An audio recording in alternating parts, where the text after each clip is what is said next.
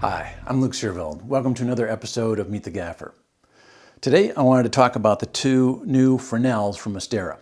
So we've got the Leo and the Pluto. And if you remember from the Cinegear episode 303 with Thor, he went over these in pretty good depth, even showing you the mock-ups of the spot mounts.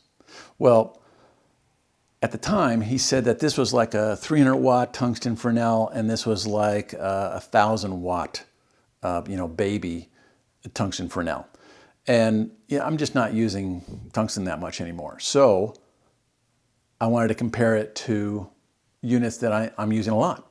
Well, here with the Pluto, probably the best corresponding unit would be a Felix Q5. Because it's a dedicated Fresnel, has full color, and doesn't have an internal battery, it doesn't have internal CRMX, but those are easily added. And if you added those pieces, it'd probably be in the weight wise, this is probably still a little heavier, but similar. However, I'm using this unit, the Nanlite Froza 60C, more often than the Q5. So, in comparing these two, and you have to add the battery, you have to add CRMX. This is an all-in-one, ready to go, boom, you're out the door. That makes this easier to use in that sense. You add a Fresnel, and it's just not the same experience. First, checking the shadow quality. This is where the Fresnel really stands out. You can see that the 60C has a tighter beam angle, so it appears brighter in full flood. But when the two units are spotted, they're closer in value. The cob, the light source of the 60C, is larger in diameter than the emitter of the Pluto, and the Fresnel of the Pluto is at least an inch smaller in diameter. Usually, the smaller light source and internal lensing creates the nicer beam characteristics, while the larger size of the cob is messier, and by doing without any internal lensing, there's more output. Here I'm just rolling around the color wheel with saturation at 100%. Output and the overall light level will affect the final saturation. So this is just a taste to give you an idea of what these units have to offer. Often, color is kind of beside the point, but having access to color emitters allows for tweaking green magenta and an overall more consistent white throughout the planking curve between warm and cool, as well as during dimming. You may not think you need full color, but full color is your friend if the manufacturer is spending the time to get the math right. The 60C doesn't have the smooth, longer spot flood range that the Pluto will have. Output-wise, similar. This actually has a little more output, and so that this is 60 watt and this is 80 watt. So there are definitely, things that you get with this that you're never going to get with this. But that's the kind of unit I'm using a lot, so I wanted to compare that.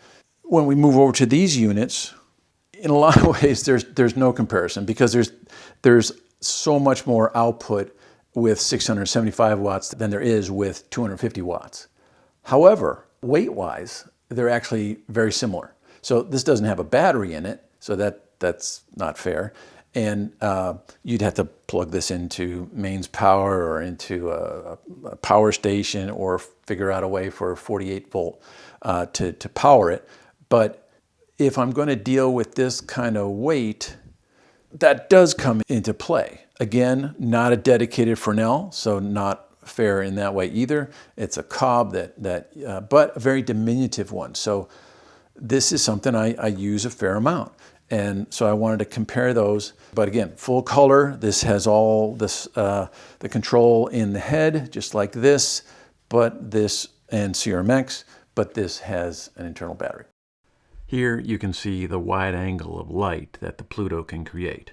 There's just no contest with a dedicated Fresnel.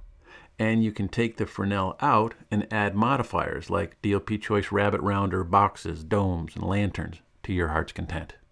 As far as attachments and that kind of thing, I use this with Nanlite projection mounts, and then this will have its own in the new year. Both of these will have their own projection fronts. So yeah, just kind of a first look. Astera was nice enough to send these to me, so it was nice to get hands-on with them and kind of see how they play. The main thing is that these are built on the Titan light engine. That idea of having all the same profiles, just be able to use them with the same family of Astera units, that's a huge bonus. I think these are going to play well and find their use for sure. Hey, thanks for watching. We'll see you again next time.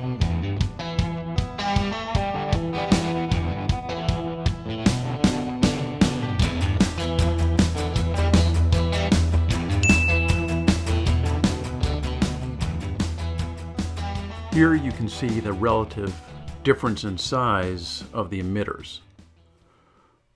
Cobs are definitely bigger, but bigger is not always better.